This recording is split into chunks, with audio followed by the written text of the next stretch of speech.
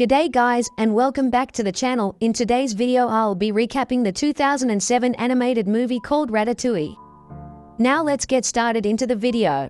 The film begins with a televised documentary about Auguste Gusteau, a French chef who owns the five-star restaurant Gusteau's in Paris, is the youngest chef to ever have a 5-star rating, and has a best-selling book, Anyone Can Cook. Everyone adored Gusteau, except for food critic Anton Ego, who has tried over the years to diminish Gusteau's reputation because he does not believe in his motto, anyone can cook. The film then switches to Remy, a young rat who lives with his brother Emile and a pack led by his father Django in the attic of a French country house owned by an old woman. Remy has a keen sense of smell and taste, which he uses to keep his father from eating food contaminated with rat poison. At this point, Django suddenly believed that Remy's gift was great. Remy was happy about it until Django gave him the task of poison tester, where he had to smell all the stolen food to determine if it was poisoned or not. Unlike the other rats, Remy doesn't like garbage food and is fascinated by humans, much to Django's chagrin. Django forbids Remy to go into the kitchen, where all the food isn't poisoned, and stay away from the humans because they're dangerous. But Remy ignores this and goes into the kitchen of the house and watches a documentary by Gusteau, from which Remy is greatly inspired. The next day Remy discovers a mushroom, which he cooks with the help of Emile with the cheese Emile found on the roof of the house. However, lightning strikes them, but he also cooks the mushroom that Remy has prepared and that Remy likes very much. Remy wants to add saffron, but it's in the kitchen. While Remy is looking for it, Emile feels very uncomfortable in the kitchen because he's afraid that the old lady might wake up. Apart from his good sense of smell, Remy also reveals that he can read and watch TV, which the rats would never do or approve of. As Django grows impatient waiting for Remy and Emile, Remy shows Emile Gusteau's document on the television. But the document reveals that Gusteau passed away after Ego's negative review cost the restaurant its 5-star rating, shocking Remy. The old lady wakes up and is shocked to see Remy and Emile. She grabs a shotgun and shoots them both. Emile tries to escape back to the colony, but the old lady shoots the roof, leaving Emile hanging loosely from the chandelier. Remy rescues Emile and returns to the colony while the old lady tries to reload her gun. She succeeds and shoots at the roof, but she can't kill them. The roof breaks open to reveal the colony, shocking the old lady even more. The rats flee, but Remy returns to get the book. As the last rat in the house, the old lady returns with rat poison. Remy manages to escape and he tries to catch up with the clan, who are on a river in their getaway boat. Remy tries to catch up with them, but the old lady shoots at them. Remy tries to catch up with them by paddling with the spatula they gave him. Remy loses the clan after taking a wrong turn and falling into a waterfall and through a series of rapids. Remy finds land and waits for the clan to find him, but the clan never did.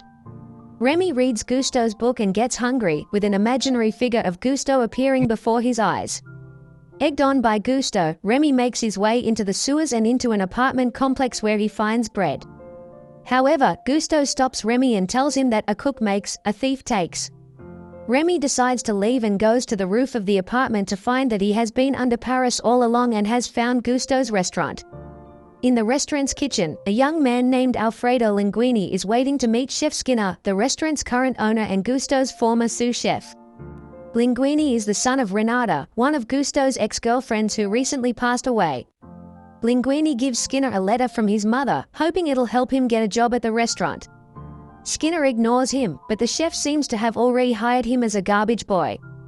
Meanwhile, Remy goes to the restaurant's skylight to observe the staff in action and determine the roles of each kitchen employee. He also observes Linguini, whom he calls a nobody, working in the kitchen. When Linguini spills some of the soup and tries to recreate it with random ingredients, Remy is horrified and angry. In his overreaction, Remy accidentally falls into the kitchen sink. He tries to escape, but his attempts keep failing as he's knocked out several times. When he finally has a chance to escape, Remy is busy recreating the horrible soup that Linguini cooked, adding species to his liking. Encouraged by Gusteau, Remy decides to make the soup, only to be caught by Linguini. When Skinner comes to get the soup, Linguini sets a trap for Remy and is caught by Skinner, who believed Linguini was cooking in his kitchen. However, during the confrontation, someone took some of the soup to serve to a guest. Observing the guest's reaction to the soup, Skinner believed the soup had failed and angrily fired Linguini until the guest asked for the cook. The guest turned out to be Celine Leclerc, a food critic who liked the soup and thought it was a success. Skinner doesn't believe Linguini actually makes the soup and is on the verge of firing him. However, Colette, the only female chef on the team, convinces Skinner to keep Linguini because she believes is behind the soup's success.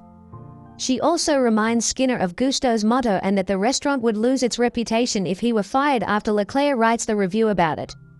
Skinner decides to keep Linguini and have Colette watch him. When Remy tries to escape, he's discovered by Skinner. Linguini locks Remy in a jar and Skinner orders him to kill him outside the kitchen. Linguini goes to the river to drown Remy, but Linguini stops and realizes that Remy is the creator of the soup and asks him if he can help him restore it. Linguini frees Remy, but Remy escapes. Remy returns to Linguini, however, and realizes that he cannot abandon him and that he saved him from drowning. The next day, Remy and Linguini have a hard time overcoming their language barrier until Remy starts pulling Linguini's hair to control his limbs like a puppet. The two successfully meet the challenges Skinner has devised. He worries about Linguini's talent and finds out that Linguini is actually Gusteau's son and the rightful owner of the restaurant. This revelation would ruin Skinner's plans to use Gusteau's name to market a line of microwave dishes. He calls his lawyer, who confirms that Linguini is Gusteau's son by finding a hair in the late chef's cap. Skinner faces the dilemma of not being able to fire Linguini without it looking suspicious. His lawyer advises him to wait until the deadline for Gusteau's will has passed before firing him. However, Remy discovers the documents and takes them to Linguini, who then fires Skinner and takes control of the restaurant. Linguini and Colette even develop a romantic relationship, leaving Remy feeling left out and taken for granted. Remy finds Emile in the restaurant's trash, and Remy is reunited with the pack. Django warns Remy that humans and rats will never get along, but Remy doesn't believe him. Meanwhile, Remy reluctantly feeds Emile and his friends by stealing from the kitchen pantry during the nights. A short time later, Anton Ego announces that he'll review the restaurant again the next day due to its increasing success. Linguini, under the pressure of Ego's impending arrival, clashes with Remy, whereupon Remy retaliates by ordering a raid on the kitchen that night. Linguini catches the rats in the act and chases them all away, including Remy, threatening to treat him the way restaurants always treat rats should he return. Remy is crestfallen and is captured by Skinner. In the cage, Remy has a final conversation with his phantom Gusteau, who tells him that he never needed his guidance, and at that moment he's freed by Django and Emile. Remy returns to the kitchen, where a distraught Linguini apologizes and asks Remy to help him again. Linguini then reveals the truth about Remy, leading to a mass dismissal of the heartbroken staff. Colette later returns after remembering Gusteau's motto. Impressed by his son's determination, Django organizes the rest of the pack to help in the kitchen. They throw Skinner and a health inspector bound and gagged into the freezer when they try to interfere.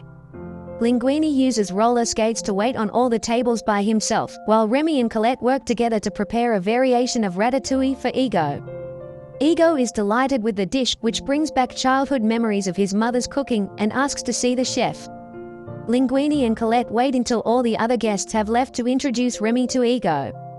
Ego writes a rave review of the food the next day, calling Remy, without mentioning his name or revealing that is a rat, nothing less than the best chef in France. After Skinner and the health inspector are released, the restaurant is closed shortly thereafter, causing Ego to lose his job and credibility for praising a restaurant full of rats. However, he eagerly funds a new bistro run by Linguini and Colette where both humans and rats can dine and Remy can continue to cook. At the end of the film, we see a long line outside the restaurant and a sign with a rat wearing a chef's hat and holding a spoon, with the name La Ratatouille underneath, as the colony of rats settles into their new home in the attic of the bistro.